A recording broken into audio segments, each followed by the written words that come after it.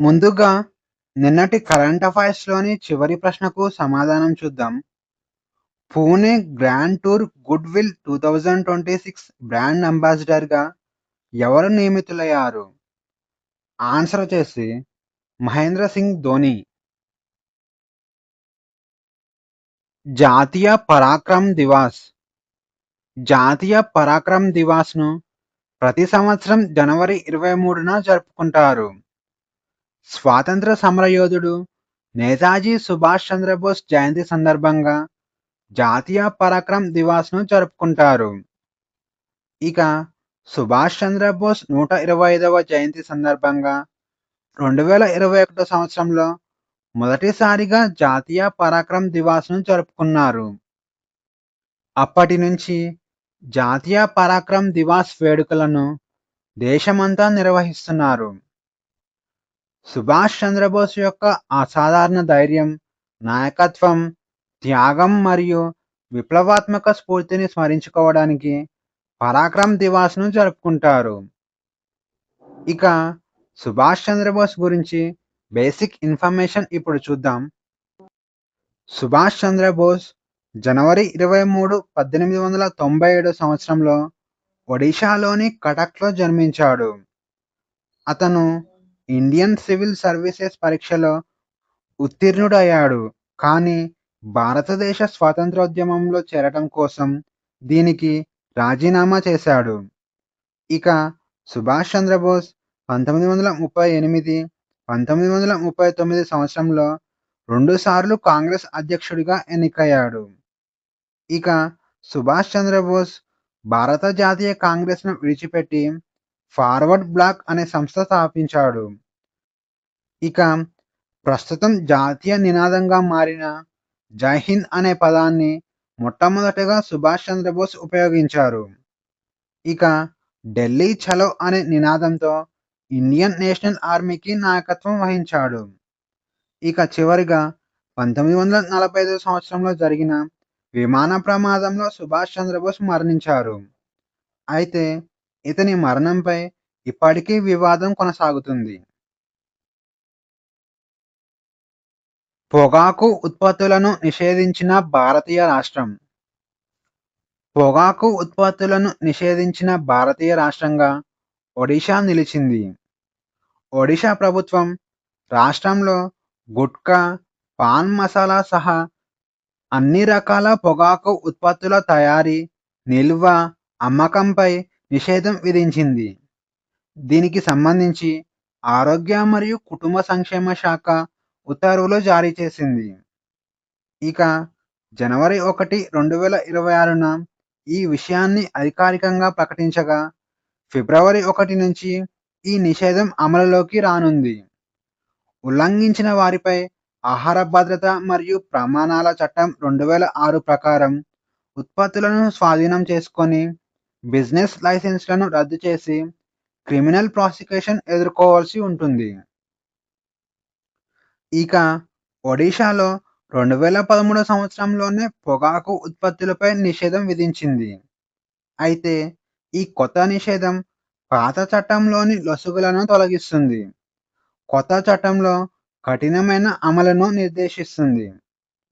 ఇక మరోవైపు పొగాకు ఉత్పత్తులపై కేంద్రం విధించిన 40% జీఎస్టీ దేశం మొత్తం ఫిబ్రవరి 1 నుంచి అమలులోకి రానుంది. ఇండియాలో తొలి ప్రైవేట్ శాటిలైట్ తయారీ కేంద్రం ప్రారంభం. ఇండియాలో తొలి ఇంటిగ్రేటెడ్ ప్రైవేట్ శాటిలైట్ తయారీ కేంద్రం గుజరాత్‌లోని సనంద్‌లో ప్రారంభమైంది. ఈ తయారీ కేంద్రం దేశీయ ఉపగ్రహాల తయారీలో కీలక పాత్ర పోషించనుంది. దీనిని అజిస్టా స్పేస్ అనే ప్రైవేట్ కంపెనీ అభివృద్ధి చేస్తుంది. ఇక పాల్మ్ నారోగా పిలిచే ఈ తయారీ కేంద్రం వల్ల ఉపగ్రహాల కోసం ఇండియా వేరే దేశాలపై ఆధారపడాల్సిన అవసరం తగ్గుతుంది. ఇక ఈ తయారీ కేంద్రం చిన్న ఉపగ్రహాలను ఉత్పత్తి చేయడానికి ప్రారంభించారు. అంటే 50 కేజీల నుంచి 200 కేజీల సామర్థ్యం గల ఉపగ్రహాలను ఈ తయారీ కేంద్రం తయారు చేస్తుంది.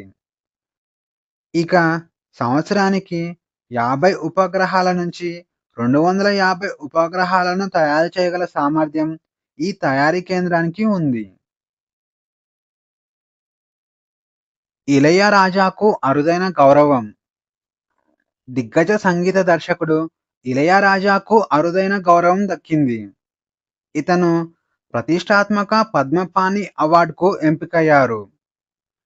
జనవరి 28 నుంచి ఫిబ్రవరి మధ్య వరకు జరగనున్న 11వ అజంతా ఎల్లోరా ఇంటర్నేషనల్ ఫిల్మ్ ఫెస్టివల్లో ఇళయరాజా ఈ అవార్డును అందుకోనున్నారు. ఈ ఫిల్మ్ ఫెస్టివల్ మహారాష్ట్రలోని ఛత్రపతి సంభాజీనగర్‌లో జరగనుంది. ఛత్రపతి సంభాజీనగర్ యొక్క పాత పేరొచ్చేసి ఔరంగాబాద్. దీనిని రీసెంట్‌గా ఛత్రపతి సంభాజీనగర్‌గా మార్చారు. ఇక పద్మపాణి అనే అవార్డ్ సినిమా రంగానికి చేసిన విశేష కృషికి Ajanta Ellora international film festival అందిస్తుంది. అయితే ఈ అవార్డ్ గెలిచిన వారికి పద్మపాణి జ్ఞాపిక మరియు ప్రశంసా పత్రం, అలాగే 2,00,000 నగదు బహుమతిని అందజేస్తారు. ఇక ఇళయరాజా అనేక భాషలలో 7,000కు పైగా పాటలను స్వరపరిచారు. అలాగే 1,500 పైగా సినిమాలకు నేపథ్య సంగీతం అందించాడు. ప్రపంచంలోనే అత్యంత సురక్షితమైన నగరాలు. గ్లోబల్ సేఫ్టీ ఇండెక్స్ ప్రపంచంలోనే అత్యంత సురక్షితమైన నగరాల జాబితాను విడుదల చేసింది. 150 దేశాలలోని 400 నగరాల నుంచి సేకరించిన డాటా ఆధారంగా ఈ నివేదికను రూపొందించారు. తక్కువ క్రైమ్ రేట్, బలమైన పోలీస్ వ్యవస్థ, స్మార్ట్ ఇన్ఫ్రాస్ట్రక్చర్ వంటి అంశాల ఆధారంగా ఈ నివేదికను రూపొందించారు. ఇక ప్రసిద్ధ వెబ్సైట్ న్యూమియో ప్రకారం గ్లోబల్ సేఫ్టీ ఇండెక్స్ 2026లో మొదటి 5 స్థానాలలో ఉన్న దేశాల వివరాలు చూస్తే 89.2 స్కోర్‌తో చైనాలోని కింగ్‌డావో నగరం మొదటి స్థానంలో నిలవగా, 88.9 స్కోర్‌తో యూఏఈలోని అబుదాబి నగరం రెండవ స్థానంలో నిలిచింది. ఇక 84.5 స్కోర్‌తో ఖతార్‌లోని దోహా నగరం మూడవ స్థానంలో నిలవగా, 84.5 స్కోర్‌తో యూఏఈలోని షార్జా నగరం నాలుగవ స్థానంలో నిలిచింది. ఇక 83.9 స్కోర్‌తో యూఏఈలోని దుబాయ్ నగరం ఐదవ స్థానంలో నిలిచింది. ఇక న్యూమియో వెబ్సైట్ ప్రకారం గ్లోబల్ సేఫ్టీ ఇండెక్స్ 2026లో చివరి 5 స్థానాలలో ఉన్న దేశాల వివరాలు చూస్తే 18.2 స్కోర్‌తో సౌత్ ఆఫ్రికాలోని ప్రెటోరియా నగరం 304వ స్థానంలో నిలవగా, 18.6 స్కోర్‌తో వెనుజులాలోని కరాకస్ నగరం 303వ స్థానంలో నిలిచింది. ఇక 19.2 స్కోర్‌తో సౌత్ ఆఫ్రికాలోని జోహానెస్బర్గ్ 302వ స్థానంలో నిలవగా, 19.6 స్కోర్‌తో సౌత్ ఆఫ్రికాలోని డర్బన్ నగరం 301వ స్థానంలో నిలిచింది. ఇక 21.4 స్కోర్‌తో సౌత్ ఆఫ్రికాలోని పోర్ట్ ఎలిజబెత్ నగరం 300వ స్థానంలో నిలిచింది. ఇక న్యూమియో వెబ్సైట్ ప్రకారం గ్లోబల్ సేఫ్టీ ఇండెక్స్ 2026లో ఇండియా తరపున మొదటి స్థానాలలో ఉన్న నగరాలు వచ్చేసి 74.4 స్కోర్‌తో మంగళూరు నగరం 46వ స్థానంలో ఉండగా, 68.5 స్కోర్‌తో అహ్మదాబాద్ నగరం 87వ స్థానంలో ఉంది. ఇక 65.3 స్కోర్‌తో జైపూర్ 106వ స్థానంలో ఉండగా, 62 స్కోర్‌తో కోయంబత్తూర్ 123వ స్థానంలో ఉంది. ఇక 61 స్కోర్‌తో తిరువనంతపూర్ 132వ స్థానంలో ఉంది. అటల్ పెన్షన్ యోజన పథకం పొడిగింపు. అటల్ పెన్షన్ యోజన పథకంను 2030-31 ఆర్థిక సంవత్సరం వరకు పొడిగించనున్నట్లు కేంద్రం తెలిపింది. జనవరి 21, 2026న దీనికి క్యాబినెట్ ఆమోదం తెలిపింది. ఇక అటల్ పెన్షన్ యోజన పథకాన్ని మే 9, 2015న ప్రారంభించారు. ఇక 18-40 సంవత్సరాలు వయసున్న వారు ఈ పథకానికి అర్హులు. నెలవారీగా లేదా 3 నెలలు లేదా 6 నెలలకు ఒకసారి ఈ పథకంలో డబ్బు చెల్లించాల్సి ఉంటుంది. ఇక 60 సంవత్సరాలు పైబడిన తర్వాత ప్రతి నెల 1000-5000 వరకు పెన్షన్ అందిస్తుంది. వారు ఎంచుకున్న డబ్బు మరియు చేరిన వయసుపై ఆధారపడి ఉంటుంది. ఇక పన్ను చెల్లింపుదారులు ఈ పథకానికి అర్హులు కారు. ఇక ఈ పథకంలో ఇప్పటి వరకు 8.66 కోట్ల మంది చేరారు. వింగ్స్ ఇండియా 2026 వింగ్స్ ఇండియా 2026 కార్యక్రమం హైదరాబాద్ వేదికగా జరగనుంది. ఇది ఆసియాలోనే అతిపెద్ద పౌర విమానయాన కార్యక్రమం. ఈ కార్యక్రమాన్ని జనవరి 28 నుంచి జనవరి 31 వరకు నిర్వహించనున్నారు. దీనిని federation of Indian chambers of commerce and industry మరియు ఎయిర్పోర్ట్ అథారిటీ ఆఫ్ ఇండియా సహకారంతో పౌర విమానయాన మంత్రిత్వ శాఖ నిర్వహిస్తుంది. ఇక ఇందులో భాగంగా ఇండియన్ ఎయిర్ ఫోర్స్‌కు చెందిన Surya Kiran aeronautics team air show నిర్వహించనుంది. ఎయిర్ షో జనవరి 28, 29 తేదీలలో జరగనుంది. ఈ తేదీలలో వ్యాపార సందర్శకుల కోసం ఎయిర్ షో ఏర్పాటు చేశారు. ఇక సాధారణ పౌరుల కోసం జనవరి 30, జనవరి 31 తేదీలలో ఏర్పాటు చేశారు. ఇక వింగ్స్ ఇండియా 2026 కార్యక్రమాన్ని హైదరాబాద్‌లోని బేగంపేట్ విమానాశ్రయంలో నిర్వహించబోతున్నారు. USA, United Kingdom, Singapore, Russia మరియు యూరోపియన్ యూనియన్ దేశాల నుంచి 150 కంటే ఎక్కువ ప్రదర్శనకారులు మరియు 200 మందికి పైగా విదేశీ ప్రతినిధులు ఈ కార్యక్రమానికి హాజరు కానున్నారు. ఇక వింగ్స్ ఇండియా 2026 యొక్క థీమ్ వచ్చేసి Indian aviation paving the future. దీనిని తెలుగులో భారత విమానయానం భవిష్యత్తును సుగమం చేయటం. ఐసిఐసిఐ బ్యాంకుకు మేనేజింగ్ డైరెక్టర్ మరియు చీఫ్ ఎగ్జిక్యూటివ్ ఆఫీసర్ ఎన్నిక. ఐసిఐసిఐ బ్యాంకుకు మేనేజింగ్ డైరెక్టర్ మరియు చీఫ్ ఎగ్జిక్యూటివ్ ఆఫీసర్గా సందీప్ బక్షి తిరిగి ఎన్నికయ్యారు. ఐసిఐసిఐ బ్యాంక్ డైరెక్టర్ల బోర్డు జనవరి 17, 2026న ఇతని నియామకాన్ని అధికారికంగా ఆమోదించింది. ఇక Sandeep Bakshi ICICI bank managing director మరియు చీఫ్ ఎగ్జిక్యూటివ్ ఆఫీసర్గా 2018 అక్టోబర్లో బాధ్యతలు చేపట్టారు. ఇక ఇతని కొత్త పదవీ కాలం అక్టోబర్ 4, 2026న ప్రారంభం కానుంది. అలాగే ఇతను ఈ పదవిలో అక్టోబర్ 3, 2028 వరకు కొనసాగనున్నాడు. ఆసియా బాక్సింగ్ కౌన్సిల్ సభ్యుడిగా భారతీయుడు నియామకం. ఆసియా బాక్సింగ్ కౌన్సిల్ సభ్యుడిగా భారతీయ దిగ్గజ బాక్సర్ విజేందర్ సింగ్ నియమితులయ్యారు. ఇతని నియామకం జనవరి 17, 2026న జరిగింది. ఈ విషయాన్ని బాక్సింగ్ ఫెడరేషన్ ఆఫ్ ఇండియా అధికారికంగా ప్రకటించింది. ఇక విజేందర్ సింగ్ 2008 సంవత్సరంలో ఒలింపిక్స్‌లో భారతదేశం తరపున కాంస్య పతకం సాధించాడు. బాక్సింగ్‌లో ఇండియా తరపున ఒలింపిక్ పతకం సాధించిన మొదటి అథ్లెట్‌గా విజేందర్ సింగ్ ప్రసిద్ధి చెందాడు. ఇక ఆ తర్వాత 2009 సంవత్సరంలో ప్రపంచ బాక్సింగ్ ఛాంపియన్‌షిప్‌లో విజేందర్ సింగ్ కాంస్య పతకం గెలుచుకున్నాడు.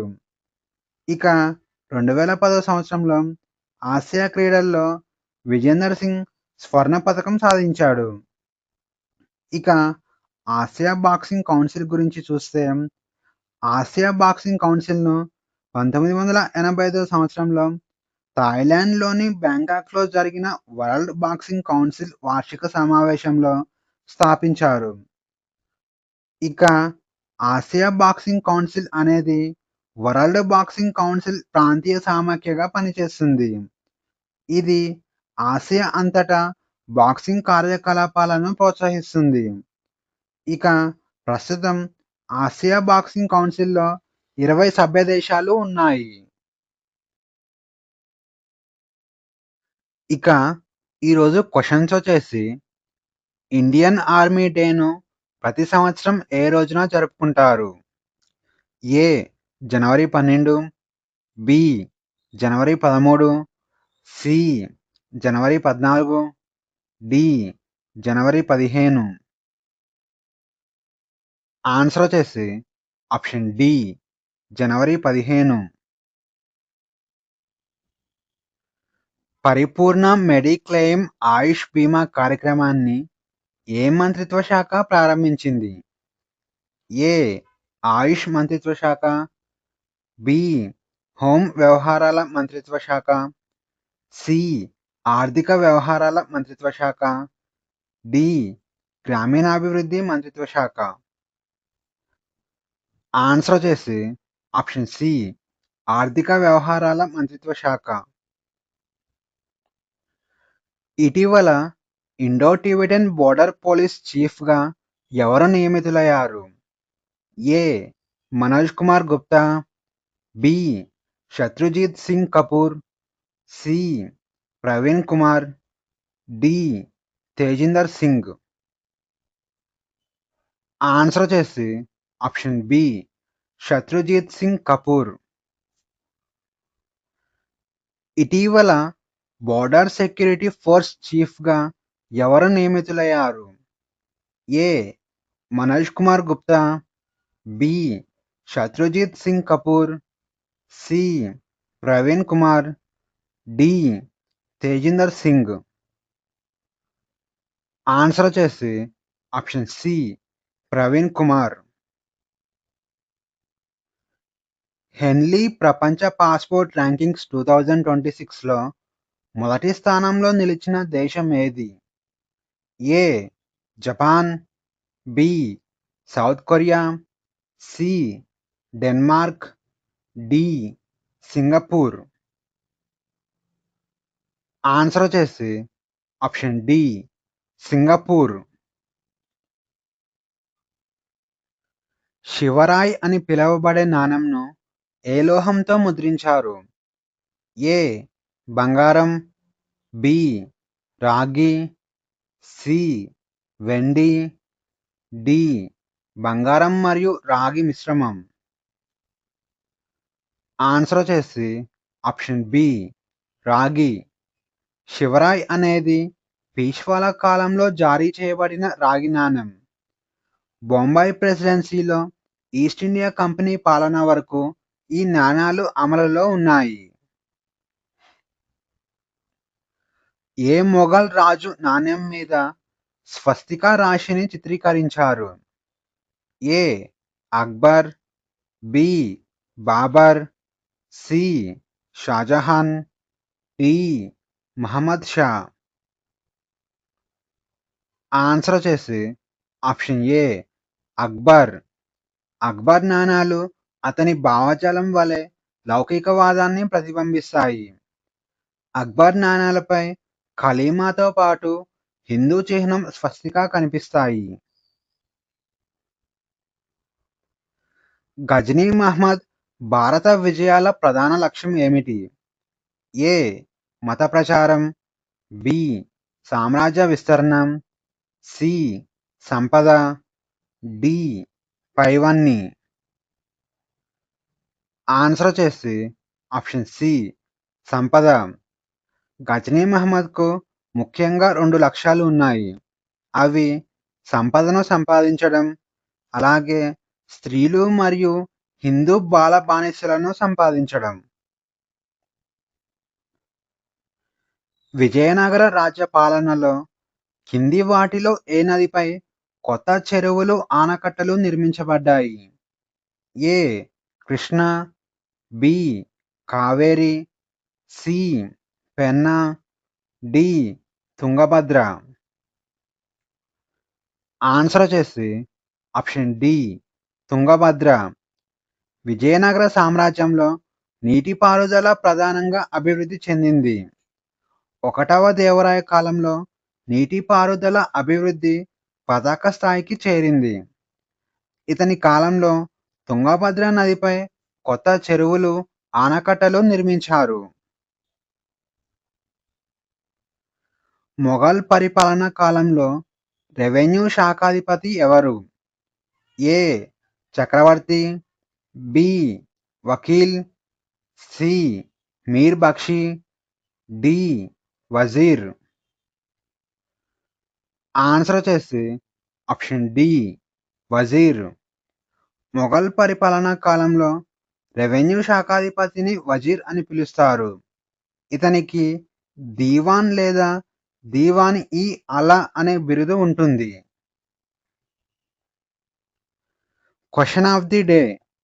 2026 జనవరిలో ప్రపంచంలోనే అత్యంత పురాతన నదిగా ఏ నదిని శాస్త్రవేత్తలు గుర్తించారు? ఈ ప్రశ్నకు సమాధానం తెలిస్తే కామెంట్లో తెలియజేయండి. ఈ వీడియోలోని కంటెంట్ మీకు నచ్చినట్లయితే లైక్ చేయండి, షేర్ చేయండి, అలాగే సబ్స్క్రైబ్ చేసుకోవడం మర్చిపోకండి.